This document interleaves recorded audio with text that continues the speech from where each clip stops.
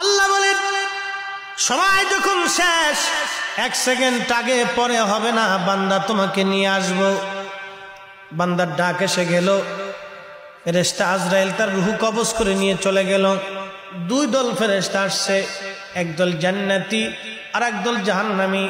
2 দল ফেরেশতা বদনবাদ শুরু করলো, বিতর্ক। জান্নাতি দল বলল আমরা তাকে জান্নাতে নিয়ে যাব।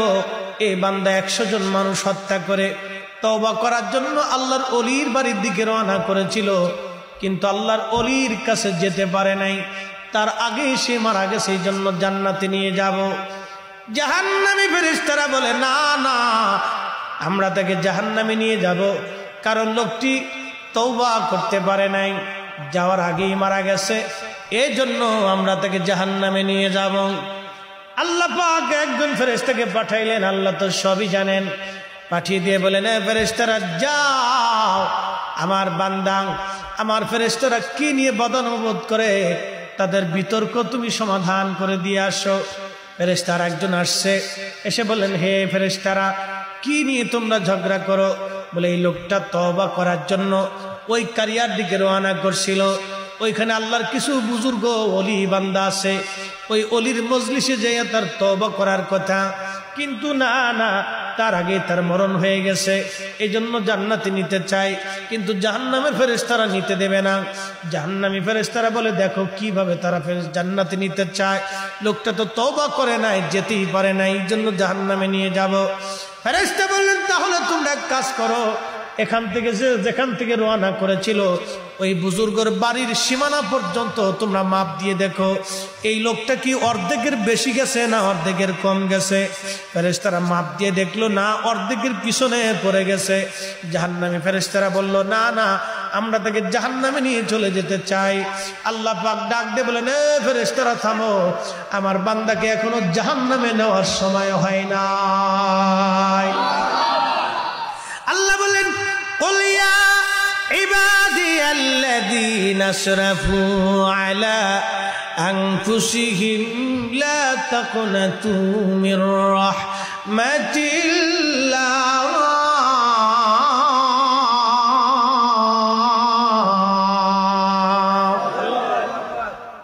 আল্লাহ বলেন হুজুর আপনি বলেন হে আমার বান্দারা, তোমরা আমি আল্লাহর রহমত থেকে নিরাশ হইও না।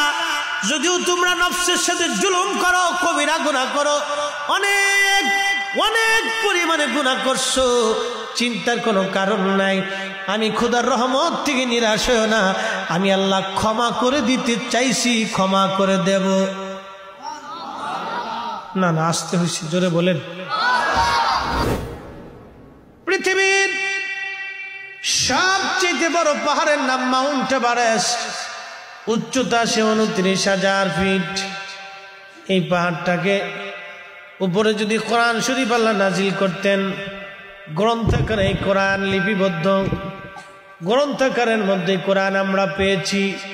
দেখেন এটার ওজন 250 গ্রাম, 400-500 গ্রাম হতে পারে, কিন্তু আল্লাহ বলেন না হাবিব, এই কোরআন যদি আমি পাহাড়ের উপরে নাজিল করতাম, আহা আপনি দেখতেন লারাআইতাহু খাশিআন মুতাসাদ্দিআন মিন খাশিয়াতিল্লাহ, এই আমি মালিকের ভয়ে পাহাড়টা গলে গলে গলে গলে মাটির সাথে মিশে যাইতো। একবার জোরে জোরে বলা যাবে কি মারহাবা। অ্যাটেনশন প্লিজ, এই আয়াত থেকে আপনি নবী চিনে যান, ওরা আপনাদেরকে মর্ম ব্যাখ্যা বলে দেয়, কারণ ওরা বাতিল।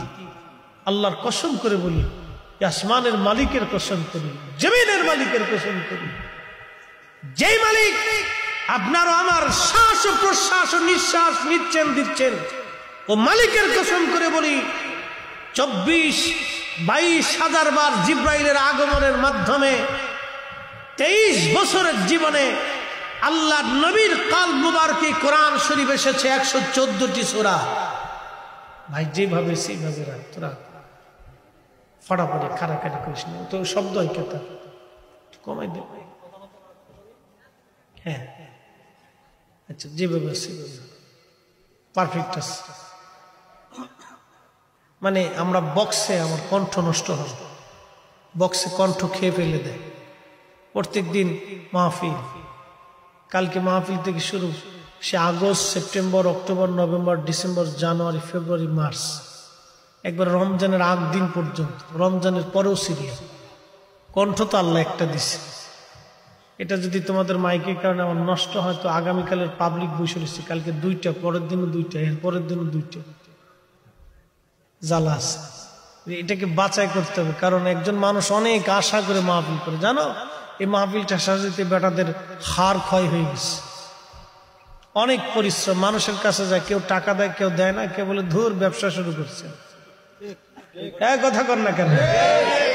কে বলে এত মাহফিল দিয়ে কি হবে, মাহফিল দিয়ে কি হয়, মাহফিলে লাভ কি, কত কথা, কথার শেষ। এই জন্য অনেক কষ্ট হয়। আমি ওয়াজি করতে না পারলাম তাহলে এদের সমস্ত আয়োজনটা বৃথা চলে যাবে। এই জন্য আমার মেশিনের অনেক দাম, বিরাট দাম। এটা আল্লাহ দিছে, বিলিয়ন কোটি টাকা খরচ করলে এটা পাওয়া যায় না, কোটি কোটি টাকা খরচ করলে এটা পাওয়া যায় না। এটা আল্লাহর পক্ষ থেকে আসে। আল্লাহ কোরআনে বলতেছেন, হাবিব আমি এই কোরআনকে নাজিল করতাম যদি পাহাড়ে, তো ওটা ভয়ে একবারে গলে মাটির সাথে মিশে যায়। এ কোরআন নাজিল করছেন আল্লাহ তার হাবিবের কালব মুবারকের ভিতরে। একসাথে আওয়াজ তুলে বলা যাবে সুবহানাল্লাহ? ও মুসলমান, জবাব দিবেন বুঝে থাকলে। যেই কোরআন পাহাড়ে রাখলে কোরআন খোদার ভয়ে গলে মাটির সাথে মিশে যাইত, মাউন্ট এভারেস্টের মতো এত বড় পাহাড় যদি গলে যায়, তাহলে আল্লাহর নবীর কালব মুবারকের ওজন কত? পৃথিবীর এমন কোন পাহাড় নাই যে পাহাড় নবীর কালবের চাইতে ওজন হবে। কথা বলেন ঠিক না? সেই নবীকে বলে আমাদের মতো। পার্থক্য ওহি আসতো আর ওহি আসে না। কত বড় মৌলবী সাহ, মৌলবী সাহ। হ্যাঁ, সর্বনাশ। আপনার আবার মাঝে মধ্যে খুব একবারে ইমোশনাল হয়ে যায়। ওরে বাপরে বাপ, কত বড় হুজুরি বলছে জানেন? হুজুর মদিনার থেকে পড়ে আসছে, আজহার থেকে পড়ে আসছে, দেবন থেকে পড়ে আসছে, অমুক জায়গা তমুক জায়গা, আগা ছাতা, আতা মাথা, খাতা লেতা। আল্লাহ রসুলের ইজ্জতের বিরুদ্ধে যে কথা বলবে, মক্কা মদিনার ইমাম সাহেবকেও চিনার টাইম নাই। কথা বলেন ঠিক না? কথা ক্লিয়ার না ভেজাল আছে? একবারে ক্লিয়ার, এখানে কোনো ভেজাল নাই। নবীর উম্মতেরা, এই কোরআন শরীফ আল্লাহ পাঠিয়ে আমাদেরকে আল্লাহ হেদায়েতের রাস্তা দেখাইলেন।